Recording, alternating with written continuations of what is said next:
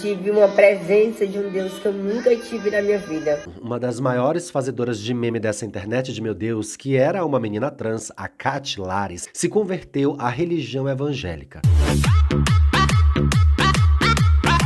Então eu corri para ver suas redes e sim, ela havia apagado todos os seus vídeos, seu conteúdo que era seguido por mais de 500 mil de pessoas nessa conta nova, porque antes ela já havia perdido uma conta de mais de 1 milhão de seguidores. Você pode até não saber quem é Kati Lares assim de nome, mas certamente já deve ter visto um de seus engraçadíssimos vídeos de meme em alguma página de meme no Instagram, ou recortado pelos vídeos do YouTube, eu mesmo já utilizei alguns aqui. Se você não viu, você vai ver neste vídeo e entender o que aconteceu com Kati, que deixou apenas um único vídeo em sua plataforma contando que este ano de 2023, no dia 14 de fevereiro, ouviu uma voz, que era a voz de Deus, lhe perguntando: quando você vai voltar para casa? A Kati Lares conta nesse vídeo, que nós vamos assistir por inteiro aqui, que compreendeu que não estava fazendo a coisa certa, se referindo à sua sexualidade, ao seu trabalho com conteúdo, à sua transição. Kati já havia colocado até silicone, entre outros processos de transição, como o uso de hormônio, e agora entendeu que vai destransicionar. E até referiu a si mesma numa live com um pronome masculino. Portanto, eu terei um cuidado nesse vídeo ao fazer menções e afirmações sobre seu gênero, porque não está muito claro como Kati Lares agora se compreende. Independentemente de concordar ou não com a sua decisão de deixar de ser trans e seguir uma vida em Cristo, a gente vai respeitar a sua história enquanto pessoa trans, respeitar a sua fé e humanizar a sua escolha, que tem base no abandono e acolhimento ao mesmo tempo, e eu vou explicar por quê. Sobretudo, eu vou usar textos e falas de pessoas trans sobre esse assunto, porque eu não sou uma pessoa trans, então talvez a minha opinião sobre destransicionar não seja a mais adequada, mas a opinião sobre a igreja fingir acolhimento e obrigar as pessoas LGBTs a negarem as suas subjetividades através da ferramenta do medo, essa voz, quem vai dar sou eu.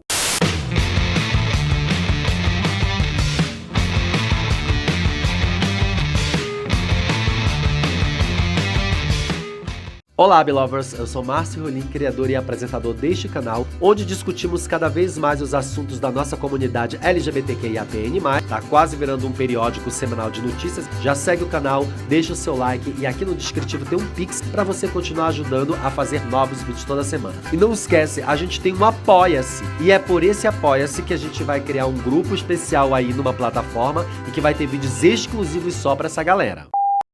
Eu vou dar um murro. A Kati Lares era seguida por todos os influenciadores da modinha. Dezenas, centenas de influenciadores do momento e um sem fim de páginas de notícias e fofoca que usavam os seus vídeos para fazer meme, tornando ela ainda mais famosa na bolha a qual ela pertencia e para a qual fazia os seus vídeos engraçados, quase sempre retratando a sua rotina como uma bicha periférica, depois como travesti e logo depois como uma garota trans. Só que em 14 de fevereiro, ela parou de fazer conteúdo, ela sumiu das redes sociais do nada, durante 2 meses. E só agora, em abril desse ano, Kati apagou todo o acervo de seus vídeos, alguns com mais de 5 milhões de views, e colocou na bio a seguinte descrição: 14 de fevereiro de 2023, 18 de abril de 2023. Kati quis dizer que teve 12 nascimentos recentes, o dia do chamado em que Deus falou com ela e o dia em que ela revela o que estava acontecendo em sua vida. Kati se converteu a uma igreja evangélica, e nós não vamos citar os nomes, embora ela não diga qual é. Eu apurei por conta do portal em que eu trabalho, mas para evitar questões com algumas congregações aí eu não vou citar nomes, e o foco aqui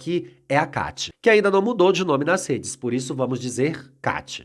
Tu é o quê? Eu sou bonita, eu sou belíssima, maravilhosa. Kati é uma criadora de conteúdo nordestina, do Ceará. Fez um enorme discurso bem no estilo de quem comete uma espécie de crime. Vocês já pararam pra pensar que uma grande parte dos evangélicos é sempre um ex-alguma coisa ruim? Ex-ladrão, ex-usuário de droga, ex-prostituta, ex-assassino, que não existe, mas pro crente existe, matou a mãe, matou o pai, roubou a família, mas aceitou a Jesus, então tá tudo bem. E assim ser um exemplo seguido pelos fiéis. A diferença dessa gente para o LGBT que vira crente é o status da prisão. Quando essa pessoa era assumidamente LGBT e vivia a sua sexualidade, bem como compreendia a sua expressão de gênero, ela já havia saído de uma prisão que a gente chama de armário. Daí ela vira crente e volta pra prisão. E essa prisão que claramente a Kati narra em seu vídeo de despedida de Kati e de renascimento de alguém que a gente ainda não sabe quem é. E eu acabei de chegar do culto. Eu tive uma presença de um Deus que eu nunca tive na minha vida.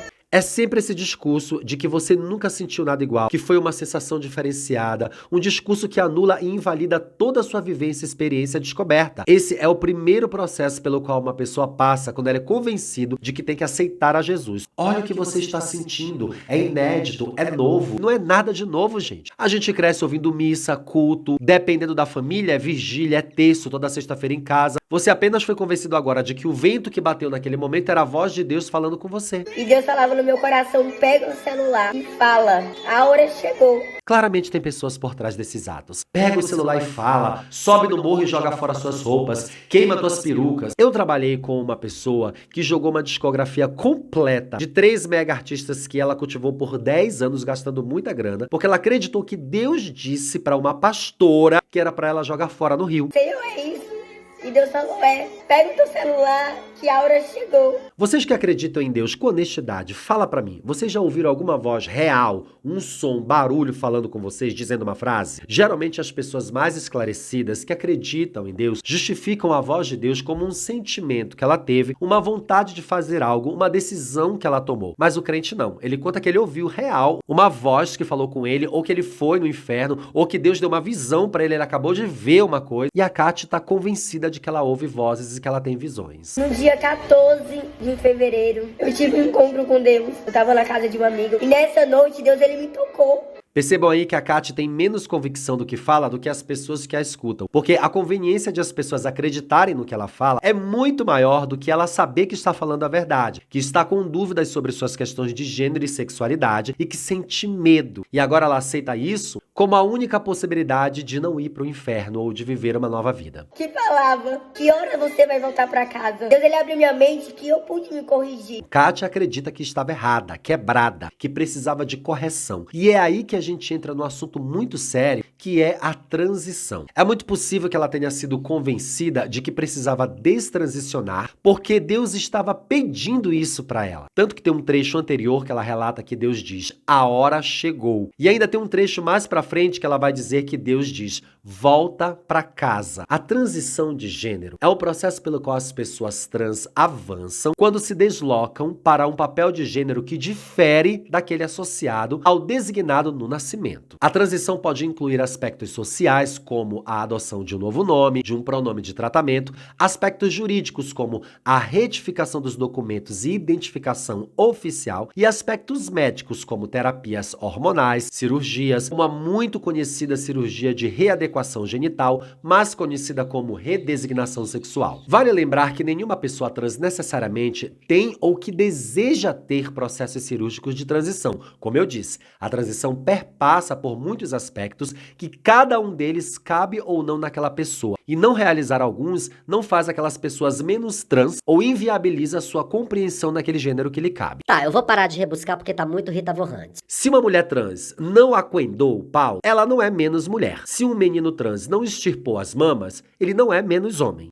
Não, eu não quero isso pra minha vida. Eu preciso correr pra Deus. Não é louco que até então ela estivesse muito feliz vivendo a vida dela, do jeito que ela sempre quis, que ela conquistou isso, que ao nascer foi designado como menino, e com o seu conteúdo conquistou as próteses, o cabelo, vivia como uma menina trans, e isso fazia sentido. Ela não era ateia não, tá? Ela era cristã. Porque a contenta era possível ser cristã e se reconhecer como uma menina trans, agora não é mais. Porque alguém a questionou, por que você está fazendo isso com a sua vida? Ir contra as leis de Deus. E aí uma pessoa que já enfrenta problemas sociais por ser uma pessoa trans, passa a enfrentar questões morais e religiosas por ser uma pessoa trans. A casa do pai, ele sempre esteve aberto pra mim, mas eu que recusava estar na casa do meu pai. Esse é o sentimento que é a base e o pilar do cristianismo. Ela está se culpando por ter recusado a estar na casa do pai, ou seja, a agir e ser como aquelas pessoas estão dizendo para ela agir e ser. Porque Deus mesmo não disse nada disso, tá? Devem ser meses, anos de gente no ouvido dessa garota dizendo que ela se recusa a encontrar Deus, o que é um contrassenso, porque se Deus é onipresente e onisciente, ele vê tudo que ela faz da vida, portanto sempre esteve ao seu lado. tanto que ela acreditava em Deus antes de virar evangélica. Deus, ele falou, agora tira tudo que não me convém. E a primeira coisa que eu fiz para o meu trabalho na internet. Eu acho muito bizarro como essas pessoas agem. São ratos sorrateiros, que se valem da fragilidade das pessoas para tirar delas tudo que elas conquistam. Tem gente que dá o seu carro, a sua casa, o seu bilhete premiado da loteria. Na internet tem vídeo de pastor pedindo o cartão do banco daquelas pessoas com a senha. E foi o que fizeram com a Kat. Deus está pedindo que você largue o seu trabalho, seus vídeos vistos milhões e milhões de vezes, que poderiam render agora uma boa grana lá na outra plataforma, cuja monetização iniciou esse ano. E ela ainda tinha material para anos e anos de postagem lá, se quisesse. Enfim, apaga tudo, joga fora se quiser começar uma nova vida. Deus está pedindo isso. E a questão é, por que Deus quereria isso de alguém? Quero depositar todo esse tempo pra ti. Deus, ele quer o esforço da gente. Sacrifício, aquilo que está cheio lá nos livros bíblicos do Antigo Testamento. Vai e mata teu filho, entrega tua esposa para os javalis, joga ela no penhasco, afoga as tuas vacas no rio. Coisas desse tipo, tá? Só coisa leve. Como hoje existe uma coisa chamada crime e cadeia,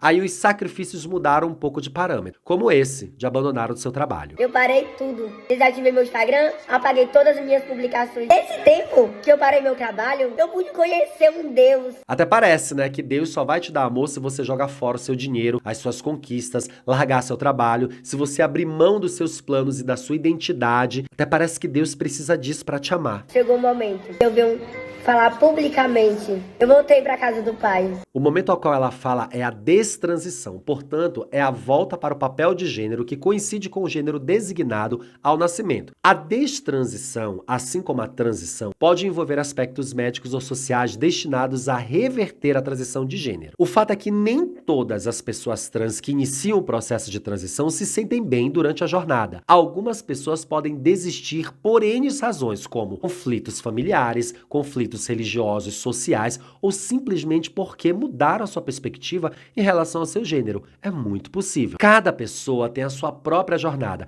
e o processo pode ser maior ou menor, e as condições sociais e financeiras são um fato decisório para continuar essa transição ou não. Por isso a gente luta tanto por políticas públicas para pessoas trans, como hormonização, cirurgias, apoio psicológico e psiquiátrico, tudo de graça pelo SUS. É mais que justo que haja essa política para garantir a sobrevivência dessa pessoa, que pode acabar passando por um processo de transição inadequado e perigoso, correndo risco para a sua saúde. O Conselho Federal de Psicologia recomenda não patologizar a transexualidade e de não tentar curá-la ou revertê-la. Mas revertê-la é sim uma opção da própria pessoa. E essa opção precisa ser assistida para o especialista entender o que leva essa pessoa a destransicionar, se de fato está no core dos seus sentimentos em relação ao seu gênero, ao seu corpo, ou se tem influências externas ameaçadoras, como é o caso de igrejas evangélicas que fazem pessoas travestis e trans destransicionar. E a gente já mostrou vários vídeos neste canal de ex-travestis aqui. Eu olho pra Deus como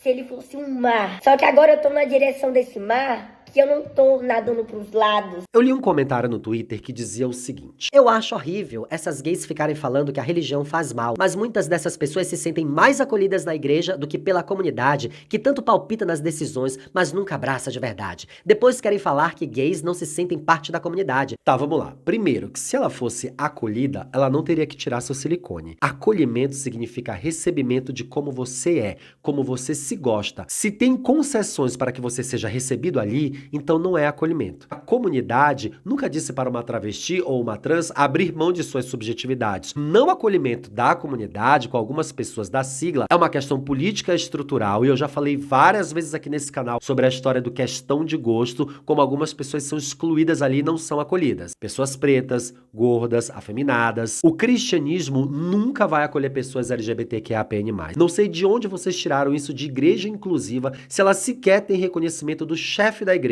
que toda semana muda de opinião sobre LGBT. Você pode ir para a igreja, as pessoas podem te tratar o melhor possível, mas em um dado momento você sempre será motivo de julgamento para eles. E o chefe da igreja sempre vai dizer que tem um limite para a igreja te aceitar. Porque a gente acha que conhece Deus, mas o achar da gente é só da boca pra fora. Eu também sempre tive minha intimidade com Deus. Nesse trecho ela entrega que ela sempre foi cristã, que tinha fé, que rezava, muito provavelmente dentro do espectro do catolicismo obrigatório. Porque no Brasil a gente meio que já nasce católico, né? A menos que você seja realmente de uma família evangélica, mas se não for, já nasceu parcialmente católico. É batizado com 3 meses de vida, faz catecismo, daí depois que você decide sua vida lá pra frente, se abandona, se continua, se muda de religião. Mas cada dia que passa eu tô conhecendo, tô descobrindo cada qualidade do meu pai. Ela foi convencida de que o Deus que ela amava não era o Deus correto, ou de que sua fé não valia de nada porque não adiantava ter fé e ser uma pessoa trans. Deus não acolhe gente trans. Então, para que você se aprofunde nesse mar que ela cita no vídeo, é preciso ser uma pessoa no molde que Deus criou, de barro, da costela de sei lá quem, um homem e uma mulher que povoaram o planeta inteiro, aquela palavrinha que eu tenho dito em todos os últimos vídeos deste canal. Você precisa